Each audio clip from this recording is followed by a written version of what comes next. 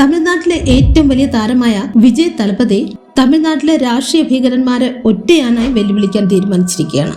ഇതൊരു പബ്ലിസിറ്റി സ്റ്റണ്ടോ വെറുമൊരു വാർത്തയോ അല്ല, മറിച്ച് ഗൗരവമേറിയ രാഷ്ട്രീയ പ്രസ്താവനയും ഞെട്ടിക്കുന്ന തരംഗവുമാണ്. ശക്തമായ സിനിമാ സംഭാഷണങ്ങൾ നൽകുന്നതിൽ നിന്ന് വിജയ് പൊതുവിഷയങ്ങളിൽ രാഷ്ട്രീയ മുന്നറിയിപ്പുകൾ നൽകുന്നതിലേക്ക് നീങ്ങുകയാണ്. യുദ്ധം ജയിക്കാൻ ഒരു സൈന്യം ആവശ്യമാണ്, ചരിത്രം മാറ്റിയെഴുതാൻ അചഞ്ചലമായ ധൈര്യം ആവശ്യമാണ്. ഈ തത്വത്തെ വിശകലനം ചെയ്യുകയാണ് വരാനിരിക്കുന്ന ഏപ്രിൽ 23-ാം തീയതിയിലെ നിയമസഭാ തിരഞ്ഞെടുപ്പ്. ഗ്ലാമറും രാഷ്ട്രീയ ഭീകരന്മാരും തമ്മിലുള്ള ഈ പോരാട്ടത്തിന്റെ ഫലം നിർണ്ണയിക്കും. വിജയമോ പരാജയമോ എന്തു തന്നെയായാലും വിജയുടെ പ്രവേശനം തമിഴ്നാട് രാഷ്ട്രീയത്തിൽ ഒരു നൂതന യുഗത്തിന്റെയും മെഗാ വിപ്ലവത്തിന്റെയും തുടക്കം തന്നെയാണ്. കഴിഞ്ഞ 50 വർഷമായി തമിഴ്നാട് രാഷ്ട്രീയം DMK, AIADMK എന്നീ രണ്ട് പ്രധാന പാർട്ടികളുടെ ആധിപത്യത്തിലാണ്. ഈ പാർട്ടികളുടെ പതാകകളും സ്വാധീനവും എല്ലാ വീടുകളിലും തെരുവുകളിലും നിറഞ്ഞു നിൽക്കുന്നു. തലമുറകളിലൂടെ ശക്തമായ വൈകാരിക ബന്ധം അവർ സൃഷ്ടിച്ചിട്ടുണ്ട്.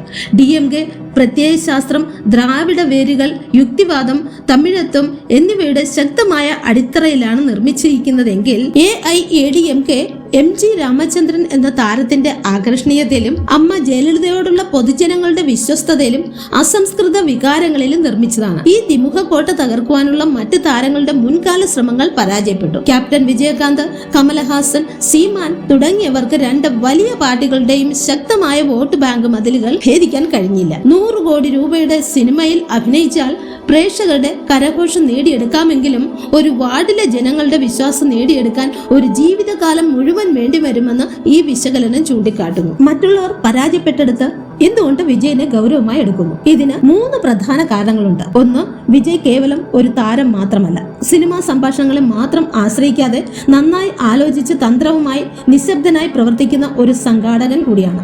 2, അദ്ദേഹത്തിന്റെ രാഷ്ട്രീയ പ്രവേശനം പെട്ടെന്നുള്ള തീരുമാനമല്ല, മറിച്ച് 20 വർഷം നീണ്ട നിശബ്ദമായ തന്ത്രത്തിന്റെ ഫലമാണ്. 2009 അദ്ദേഹം വിജയ് മക്കൾ ഇയക്കം സ്ഥാപിച്ചു. ഇത് ഒരു ഫാൻ ക്ലബ്ബ് പോലെ തോന്നിയെങ്കിലും നിശബ്ദമായി അദ്ദേഹം ശക്തമായ ഒരു സാമൂഹിക ശൃംഖലയും അച്ചടക്കമുള്ള ഒരു രാഷ്ട്രീയ പ്രവർത്തന സംഘവും കെട്ടിപ്പടുക്കുകയായിരുന്നു. രജനികാന്ത്, കമലഹാസൻ തുടങ്ങിയ താരങ്ങളുടെ തെറ്റുകൾ അദ്ദേഹം സൂക്ഷ്മമായി നിരീക്ഷിക്കുകയും അവയെ പാഠങ്ങളാക്കി മാറ്റുകയും ചെയ്തു. തിടുക്കം കൂട്ടാതെ ക്ഷമയോടെ അദ്ദേഹം തന്റെ അടിത്തറ കെട്ടിപ്പടുത്തു. 3, മാസ് ഡയലോഗുകളിൽ നിന്നും നൃത്തങ്ങളിൽ നിന്നും മാറി വ്യവസ്ഥിതിയെ ചോദ്യം ചെയ്യുന്ന ശക്തമായ സാമൂഹിക സന്ദേശമുള്ള സിനിമകൾ അദ്ദേഹം തന്ത്രപരമായി തിരഞ്ഞെടുത്തു.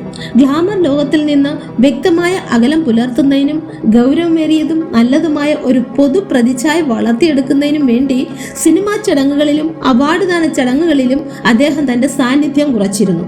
സൗജന്യ വിദ്യാഭ്യാസം, വനിതാ ശാക്തീകരണം, ദുരന്തങ്ങളിൽ ഉടനടിയുള്ള ദുരിതാശ്വാസം തുടങ്ങിയ വിജയ് മക്കൾ ഇയക്കത്തിന്റെ സേവന പ്രവർത്തനങ്ങളെല്ലാം ജനങ്ങളുമായി നേരിട്ടുള്ള ബന്ധം കെട്ടിപ്പടുക്കുന്നതിനായി തന്ത്രപരമായി രൂപകൽപ്പന ചെയ്തവയായിരുന്നു. 2024 ആയതോടെ അദ്ദേഹത്തിന്റെ പ്രസംഗങ്ങൾ കൂടുതൽ വ്യക്തമായി. അഴിമതി, വിദ്യാഭ്യാസ മേഖലയിലെ മാറ്റങ്ങൾ, സർക്കാർ പരാജയങ്ങൾ തുടങ്ങിയ വിഷയങ്ങളിൽ അദ്ദേഹം ശ്രദ്ധ കേന്ദ്രീകരിച്ചു. ആരും പ്രതീക്ഷിക്കാത്ത ഒരു നീക്കത്തിൽ അദ്ദേഹം സ്വന്തം പാർട്ടിയായ TVK രൂപീകരിക്കുകയും ഒരു സഖ്യവുമില്ലാതെ ഏകനായി പോരാടാൻ തീരുമാനിക്കുകയും ചെയ്തു.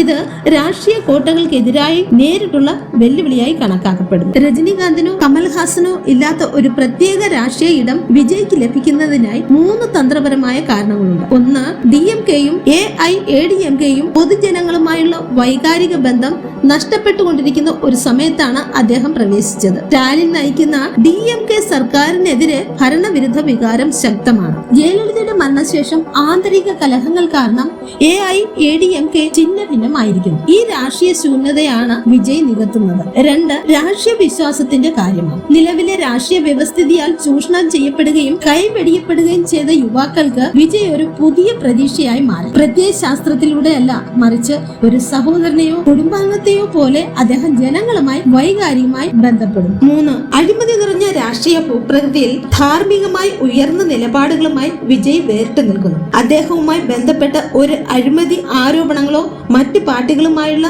രഹസ്യധാരണകളോ ഇല്ല. ഇത് അദ്ദേഹത്തിന്റെ ബ്രാൻഡിനെ അസാധാരണമായ വിധം വിശ്വസനീയമാക്കുന്നു. സഖ്യമില്ലാതെ മത്സരിക്കാനുള്ള വിജയുടെ തീരുമാനത്തിന് ഗുണങ്ങളും അപകട സാധ്യതകളും ഉണ്ട്. പൂർണ്ണ ബ്രാൻഡ് നിയന്ത്രണം, വ്യവസ്ഥാപരമായ മാറ്റം ആഗ്രഹിക്കുന്ന ജനങ്ങൾക്കൊരു ആശ്രയവും സഖ്യങ്ങളിൽ നിന്ന് അകന്നു നിൽക്കുന്ന തന്റെ പാർട്ടിയെ രാഷ്ട്രീയ അഴിമതിയിൽ നിന്നും വിട്ടുവീഴ്ചകളിൽ നിന്നും മുക്തമാക്കൽ എന്നിവയാണ് ഗുണങ്ങൾ. എന്നാൽ DMKയ്ക്കും AIADMKയ്ക്കും ദശാബ്ദങ്ങളായി കെട്ടിപ്പടുക്കാൻ കഴിഞ്ഞതുപോലുള്ള എല്ലാ ഗ്രാമത്തിലും പോളിംഗ് ബൂത്തിലുമുള്ള ശക്തമായ ഒരു സംവിധാനം കെട്ടിപ്പടുക്കുക ബുദ്ധിമുട്ടാണ്.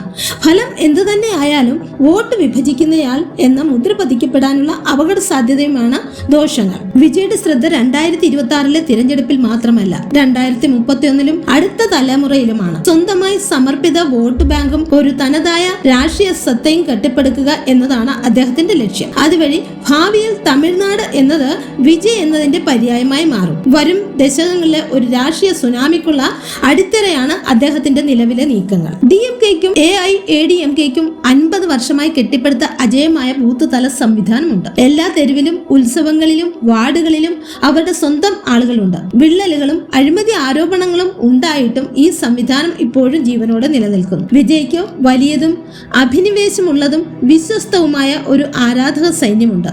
അവർ സോഷ്യൽ മീഡിയയിൽ ഇപ്പോഴും സജീവമാണ്. എന്നാൽ വോട്ടർ പട്ടിക പരിശോധിക്കുകയാണെങ്കിൽ പോളിംഗ് ദിനത്തില് ലോജിസ്റ്റിക്സ് കൈകാര്യം ചെയ്യുക, വോട്ടർമാരെ ബൂത്തുകളിൽ എത്തിക്കുക തുടങ്ങിയ ജോലികൾക്ക് ആവശ്യമായ ബൂത്ത് തല സംവിധാനം അദ്ദേഹത്തിനില്ല. ബുദ്ധിജീവികളായ കമൽഹാസനെ പോലുള്ളവർക്ക് കയ്യടി നേട്ടങ്ങളെ വോട്ടുകളാക്കി മാറ്റാൻ കഴിയാതെ പോയതും രാഷ്ട്രീയത്തിന്റെ കടുത്ത യാഥാർത്ഥ്യവും ഇവിടെയാണ് സ്ഥിതി ചെയ്യുന്നത്. ഒരു ചെറിയ പരാജയം ഇന്ന് ദീർഘകാല സ്വാതന്ത്ര്യത്തിനുള്ള അടിത്തറയാണെന്ന് വിജയ് മനസ്സിലാക്കുന്നു. ഒരു സഖ്യം അദ്ദേഹത്തെ ഒരു സഹകഥാപാത്രമാക്കി മാറ്റുമെങ്കിൽ ഏകാംഗ പോരാട്ടം അദ്ദേഹത്തിന് സ്വതന്ത്രമായി ഒരു തനതായ ബ്രാൻഡും രാഷ്ട്രീയ പാരമ്പര്യവും സൃഷ്ടിച്ചിരിക്കും. വിജയ് പെരുമ്പൂരിൽ നിന്നും തിരുച്ചിറപ്പള്ളി കിഴക്ക് മണ്ഡലത്തിൽ നിന്നും മത്സരിക്കുന്നു. TVക്ക് എല്ലാ 234 നിയമസഭാ മണ്ഡലങ്ങളിലേക്കും സ്ഥാനാർത്ഥികളെ പ്രഖ്യാപിച്ചിട്ടുണ്ട്.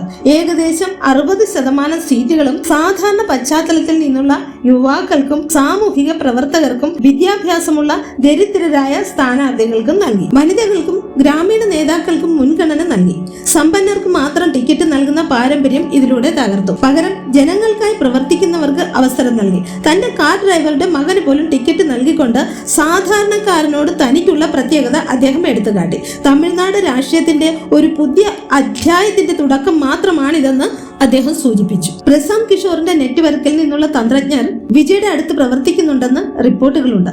അദ്ദേഹത്തിന്റെ പ്രവേശനം ഒരു വൈകാരിക തീരുമാനമല്ല, മറിച്ച് വർഷങ്ങളുടെ സൂക്ഷ്മമായ ആസൂത്രണത്തിന്റെ ഫലമാണ്. ലോഗോ തിരഞ്ഞെടുക്കൽ മുതൽ പ്രത്യേക സാമൂഹിക വിഭാഗങ്ങളെയും പ്രായ വിഭാഗങ്ങളെയും ലക്ഷ്യമിടുന്നത് വരെയുള്ള ഓരോ ചുവടും ഓരോ കോർപ്പറേറ്റ് മാർക്കറ്റിംഗ് ക്യാമ്പയിൻ പോലുള്ള ആസൂത്രണം ചെയ്തിട്ടുണ്ട്. ഇത്തരം തന്ത്രജ്ഞർ സാധാരണയായി സാധ്യതയുള്ള മുഖ്യമന്ത്രിമാരുമായി മാത്രമേ പ്രവർത്തിക്കാറുള്ളൂ. ഇത് വിജയുടെ പരമോന്നത അഭിലാഷത്തിലേക്ക് വിരൽ ചൂണ്ടുന്നു. പാർട്ടി പൊതുജനങ്ങൾക്ക് മുന്നിൽ അരങ്ങേറ്റം കുറിക്കുന്നതിന് മുമ്പ് തന്നെ ഡിജിറ്റൽ നെറ്റ്വർക്കുകൾ നിർമ്മിക്കുക, ഗ്രാമതല സംഘാടകരെ പരിശീലിപ്പിക്കുക തുടങ്ങിയ നിശബ്ദമായ താഴ്ന്ന തട്ടിലുള്ള പ്രവർത്തനങ്ങൾ പാർട്ടി പൂർത്തിയായിരിക്കാമെന്ന് ഇത് സൂചിപ്പിക്കുന്നു. 2026 തിരഞ്ഞെടുപ്പ് ഒരു യുദ്ധം മാത്രമല്ല, ഒരു വലിയ പൈലറ്റ് പ്രൊജക്ട് കൂടിയാണ്. 2031 തന്ത്രങ്ങൾ പരിഷ്കരിക്കുന്നതിന് ഈ ഫലങ്ങൾ ഉപയോഗിക്കും. അപ്പോഴേക്കും വിജയ് ഒരു തടുക്കാൻ കഴിയാത്ത ശക്തിയായി മാറുക എന്നതാണ് ലക്ഷ്യം. വിജയുടെ ഏകാംഗ തന്ത്രം വിശദീകരിക്കാൻ രാഷ്ട്രീയ വൃത്തങ്ങളിൽ 3 പ്രധാന സിദ്ധാന്തങ്ങൾ പ്രചരിക്കുന്നു. ഒന്ന്, ഉടൻ തന്നെ മുഖ്യമന്ത്രി ആകുക എന്നതല്ല വിജയുടെ ലക്ഷ്യം, പകരം ഒരു നിർണായക ശക്തി കൈവരിക്കുക എന്നതാണ്.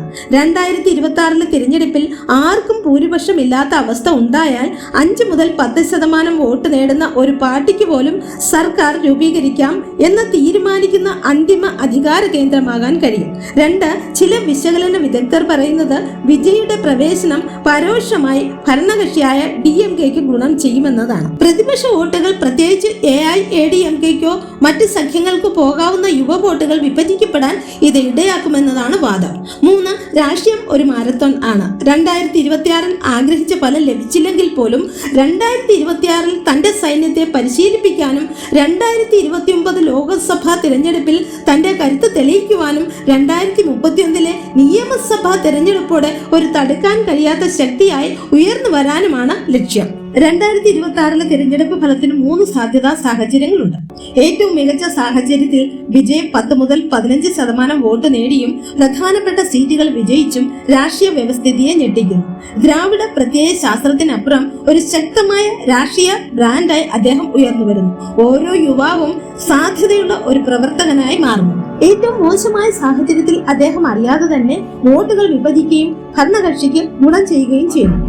DMKക്കോ AIADMKക്കോ സഹായിച്ചു എന്ന ആരോപണവും സോഷ്യൽ മീഡിയയിലെ വിമർശനങ്ങളും അദ്ദേഹം നേരിടേണ്ടി വരും. ഇത് അദ്ദേഹത്തിന്റെ രാഷ്ട്രീയ വിശ്വസ്തതയെ ദോഷകരമായി ബാധിച്ചേക്കാം. യഥാർത്ഥമായ സാഹചര്യത്തിൽ ആദ്യ ശ്രമത്തിൽ അദ്ദേഹം പരാജയപ്പെട്ടാലും തമിഴ്നാട്ടിലെ മൂന്നാമത്തെ വലിയ രാഷ്ട്രീയ ശക്തിയെ അദ്ദേഹം ഉയർന്നു വരുന്നു. 2026 ഒരു ട്രെയിലറായി മാറുമെന്നും അതേസമയം 2031 പ്രധാന ഫീച്ചർ ഫിലിം ആകുന്നത്. വിജയ് ഒരു ക്യാമിയോയ്ക്ക് വേണ്ടി വന്നതല്ല, മറിച്ച് ഒരു സാംസ്കാരിക പരിവർത്തനത്തിന് വേണ്ടിയാണ് എന്നതാണ്. ഈ വിശകലനം ഉപസംഹരിക്കുന്നത് MGR ഒരു സത്വം കെട്ടിപ്പടുത്തു.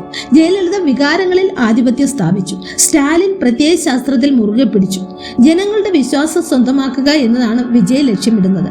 വിജയ് എത്ര സീറ്റുകൾ നേടും എന്നത് മാത്രമല്ല അന്തിമ ചോദ്യം. പകരം പഴയ സ്വപ്നങ്ങളുമായി ഒരു പുതിയ മുഖത്തെ വിശ്വസിക്കാൻ തമിഴ്നാട് തയ്യാറാണോ എന്നതാണ്. അദ്ദേഹം അടുത്ത മഹാനേതാവാണോ അതോ ദ്രാവിഡ രാഷ്ട്രീയത്തിൽ ഒരു പുതിയ അധ്യായത്തിന്റെ തുടക്കമാണോ എന്നറിയാൻ